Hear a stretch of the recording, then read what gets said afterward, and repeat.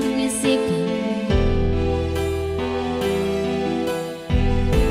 sana pati na rin ang puso. Alam mo bang ako'y nahihilo at nalilito dahil sa namahal mo rin ako. Bakit ba nagkaganito?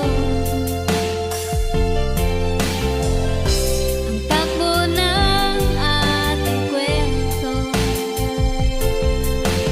dati ay kay siya, punong-puno ng ligaya. Isang araw pagtingin kita, isang tao'y katumbas na. Umiss kita, miss kita.